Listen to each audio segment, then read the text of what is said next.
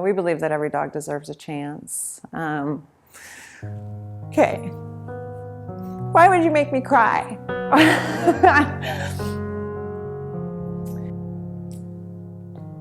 I'm done. I can't do this part. They didn't ask to be born into this world. They didn't ask to be abandoned. I look at it personally that my own pets, if one got loose and injured, and I would want somebody to do everything they could so that I could get my beloved animal back. Furball is extremely critical to helping us do what we do. It's been said that, you know, why do you do this? We've had comments on some of our animals that you should just euthanize it and put it out of its misery. It's suffering. And 2 days later, after it's got the surgery and the funds put into it, it's not suffering. And a week, 2 weeks later, it's back to normal. And a month later, it's in a new home and it's happy. So why would you want to not try? Brooks was about 6-week-old puppy that was actually found behind a laundromat with his ear cut off. It's wrong. It's a very sad case. This was a little tiny puppy that somebody chose to hold down and cut its ear off. I think he had about 25 stitches put into his ear. They had cut the ear so flat, they actually cut a lot of the inside of the ear even. So that dog went through a lot of pain for no reason. He's happy and healthy now, and he's about to go up for adoption, so we're thankful for that. All dogs have this amazing gift where they can actually have trauma done to them and they recover, and they forgive and they love again and they move on, so unlike humans. Dogs are very lucky that they can do that, and I do feel that Brooks has done that as well. Me and Carter have a long history. I watched Carter actually suffer in a backyard for well over a year.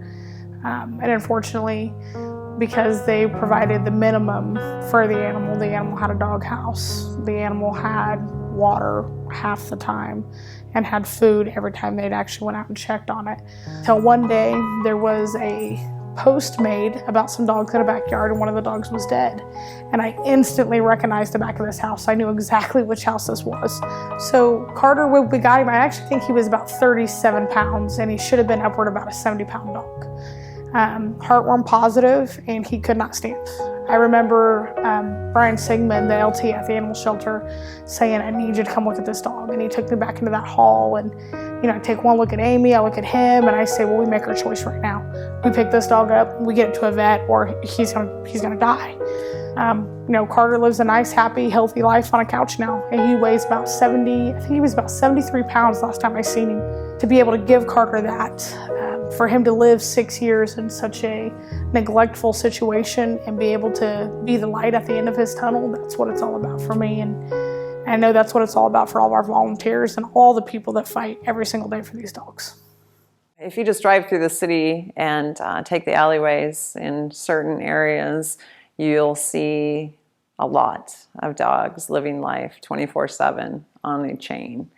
And when we say chain, this is a chain. This is like a log chain. TJ has no teeth because chain dogs typically, out of boredom or trying to free themselves, chew on their chains constantly. They really have nothing else to do. They just live life day after day on a chain. Cinder's chain probably weighed 80 to 100 pounds. The clasp on it was about this big.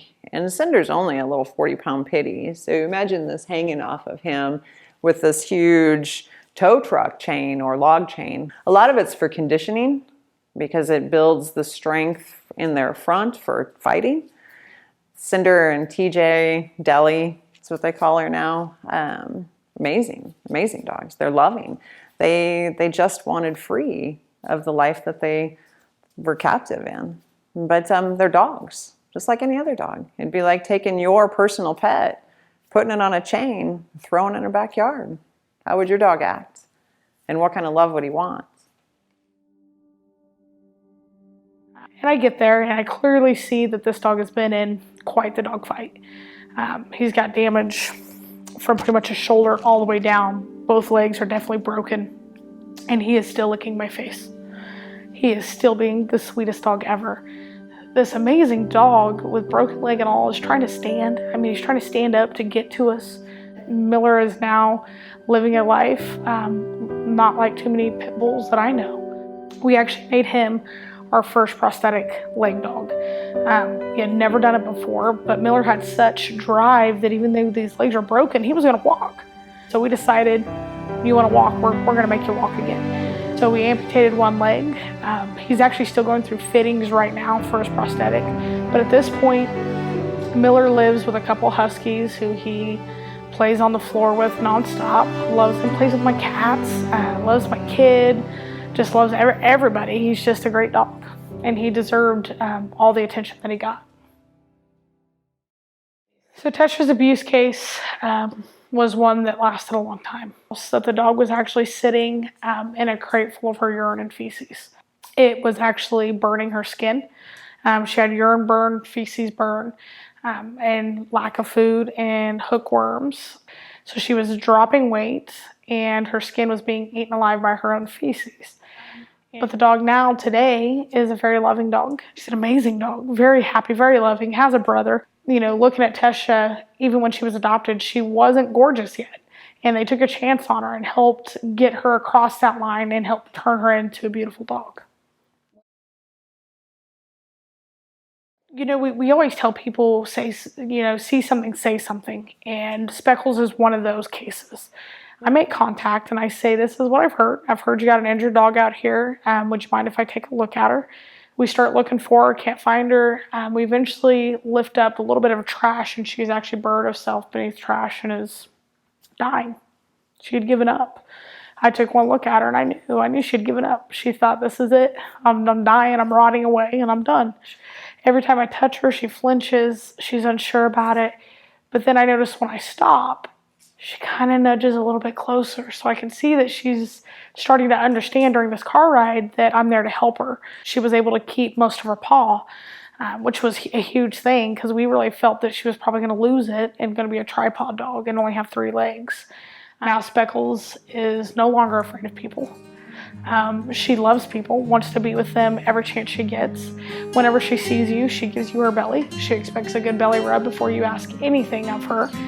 She loves to go on walks now, so you can see how much she's changed and how much she really enjoys being with people now. Which for her, I don't think she ever felt that love. I don't think she ever knew what that was, what a person was besides somebody that just was there. She now knows that they are there for her, and she loves that about her new life.